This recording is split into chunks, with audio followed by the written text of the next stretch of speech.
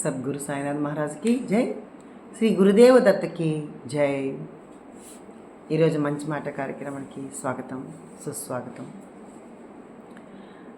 బంధువులు, రాబంధువులు ఇప్పుడు అనే మాట అది. చాలామంది మాకు బంధువుల కన్నా ఫ్రెండ్స్ మేలండి, లేదండి బంధువుల కన్నా మాకు ఆత్మ బంధువులు లేదండి అని మనం చాలాసార్లు మనం చెప్పుకుంటూ ఉంటాం. ఫ్రెండ్స్తో కావచ్చు, ఇలా మనం చెప్పుకుంటూ ఉంటాం. నిజంగానే బంధువుల మూలాన కుమిలిపోయిన వాళ్ళు చాలామంది ఉన్నారండి. బంధువులు అంటే ఎవరు? అక్క చెల్లి బంధువులే, అన్న తమ్ముళ్ళు బంధువులే, పుట్టింటి వాళ్ళ తరపున కావచ్చు, అత్తింటి వాళ్ళ తరపున కావచ్చు, ఎవరైనా మనకు చాలా బంధువులు ఉంటారు. బంధువులు అంటే మనం ఇంకా విడిగా చెప్పనక్కర్లేదు. కానీ ఒకటి మాత్రం బాగా గుర్తుపెట్టుకోవాలని మనందరికీ తెలిసిన విషయమే, బాగుంటేనే బంధువులు అండి. బాగలేకుంటే ఎవరు దగ్గరికి కూడా రారండి, భయపడతారు. మనం బాగున్నా చూడలేరు, బాగలేకపోయినా చూడలేరండి. బాగుంటే అయ్యో ఎంత బాగున్నారు వీళ్ళు పిల్లలు ఎంత బాగా సెటిల్ అయిపోయినారు, అయ్యో మా పిల్లలు అవ్వలేదే, బాధపడతారు. అలా బాగలేకపోయినా కూడా దానికి కామెంటే. ఎక్కడ పోతారండి నిజంగానే.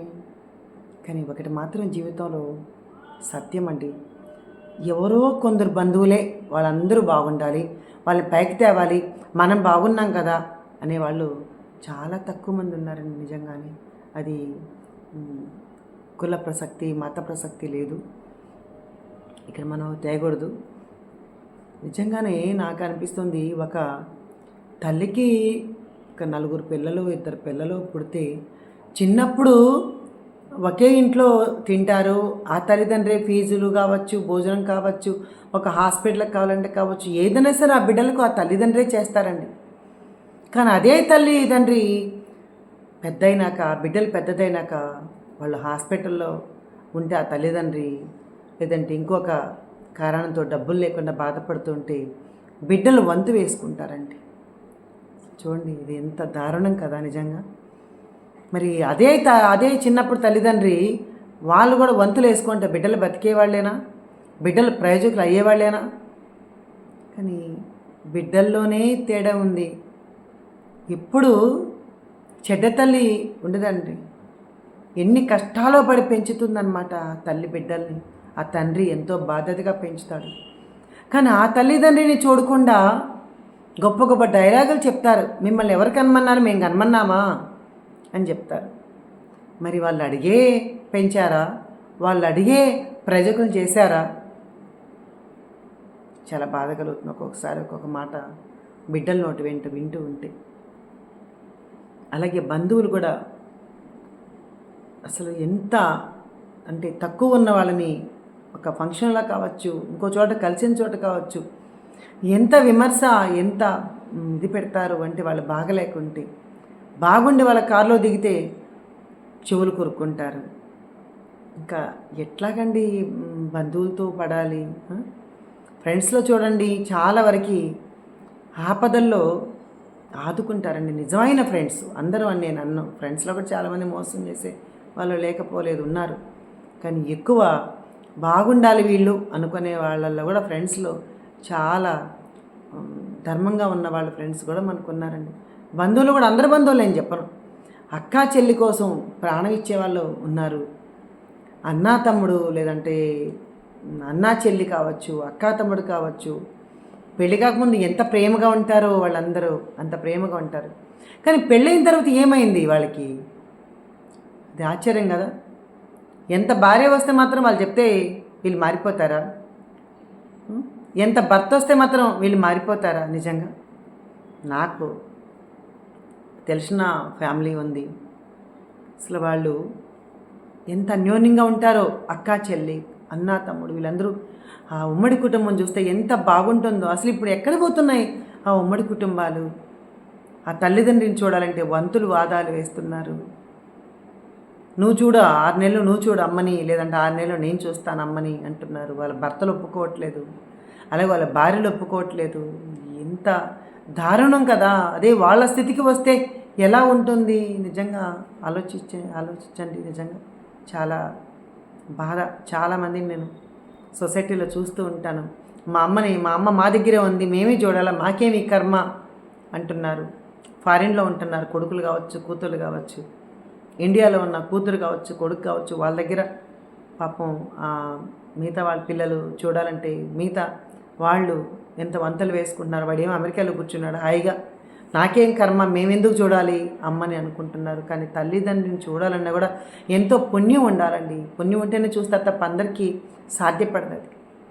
తల్లిదండ్రి కనిపించే దేవుళ్ళు కదా, వాళ్ళని చూడకుండా మనకి ఏమొస్తుంది? ఇంకా ఎన్ని గుళ్ళు తిరిగినా ఎంత ఇది చెప్పినా వృధానే అండి. కాబట్టి తల్లిదండ్రి కనిపించే దేవుడు తల్లిదండ్రి. వృద్ధాశ్రమాలు ఎందుకు వస్తున్నాయండి? నిజంగా అందరూ నేను వృద్ధాశ్రమం పెట్టేస్తామని అంటారు. నిజంగా వృద్ధాశ్రమం అనేది మానేస్తే వీళ్ళు చచ్చినట్టు పిల్లలు చూడాలండి. తప్పదు,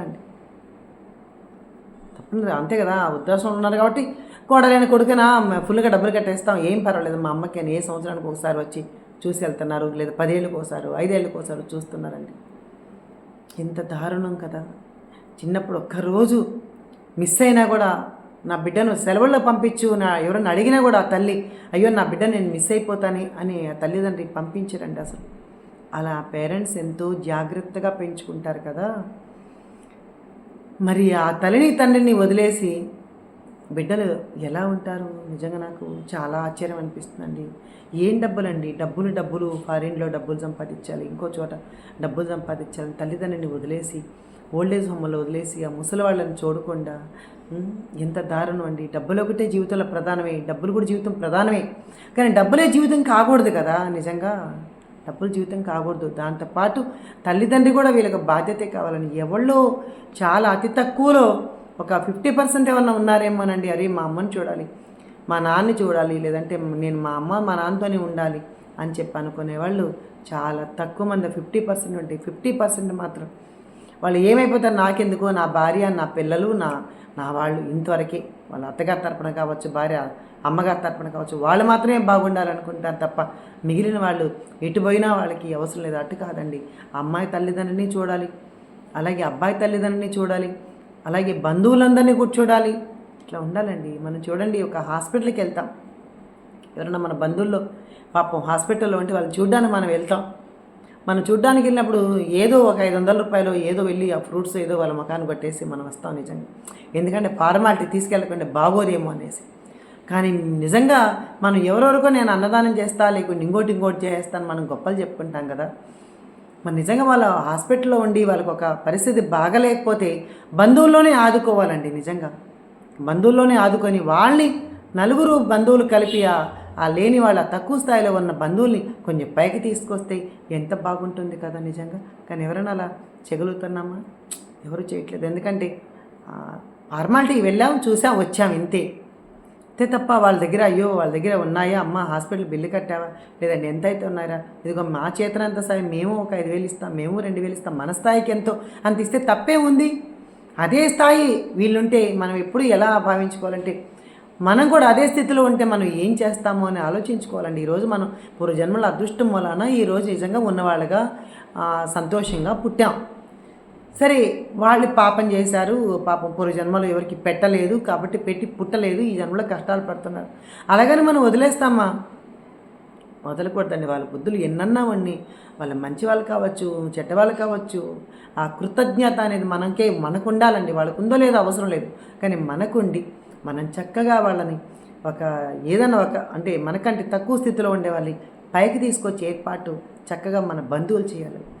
ఇప్పుడు ఈ కలియుగంలో ఇప్పుడు చెప్తున్నాను కదా, చాలా తక్కువ అండి అలాంటి వాళ్ళు, చాలా తక్కువ. ఎందుకంటే వీళ్ళు అలాగే ఉన్నారు, వాళ్ళు అలాగే ఉన్నారు. నిజంగా నాకు లేదు అని చెప్పడానికి కూడా నామోషి పడుతున్నారండి. ఎందుకంటే అట్లా చెప్తే కూడా వాళ్ళు తక్కువగా చూస్తున్నారనే భావన ఖచ్చితంగా చేస్తున్నారండి. అలాగే చేస్తున్నారు కూడా.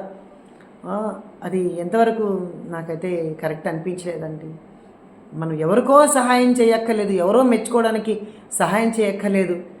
నీకులో ఉన్న దగ్గర ఉన్న నీ వాళ్ళకే నువ్వు సహాయం చేసి వాళ్ళనే మంచిగా చూసుకుంటే ఎంత బాగుంటుంది కదా. నాకు అదే అనిపిస్తుంది. ఇందులో ఎవరిని ఉద్దేశించి చెప్పినట్టు కాదండి. చాలామంది మన బంధువుల్లో అలా చేస్తున్నారు. ఎందుకంటే బంధువుల్లో నలిగిపోయిన వాళ్ళు ఉన్నారండి. ఎంత గొప్ప కోటీశ్వరుడు అన్నుంటాడు, కోటీశ్వరుడు తమ్ముడు ఉంటాడు, కానీ అక్కల్ని చెల్లెల్ని వదిలేస్తాడు. ఇంకా అతను ఏం కోటీశ్వరుడు ఉన్నా లేనిట్లేనండి. తనకు 10 మందికి పడతాడు, కానీ ఇంట్లో సొంత వాళ్ళనే వదిలేస్తారు. అది కరెక్ట్ కాదు కదా. అది ముందు సొంత వాళ్ళని చూసుకొని తర్వాత బయట వాళ్ళని చూసుకోవాలండి. నాకు కొన్నిసార్లు కొంతమంది చెప్తూ ఉంటే చాలా బాధ అనిపిస్తుంది. ఎందుకు ఇలా జరుగుతుంది అనేసి అనిపిస్తుంది, కానీ మనం ఏం చేయలేం. కానీ ఇట్లా మంచి మాటలు చాలా వీడియోస్లో అందరూ చెప్తున్నారు. మనం అదన్నా వినైనా కొంచెం మారే ప్రయత్నం చేద్దాం. సద్గురు సాయినాథ్ మహారాజ్కి జై మా.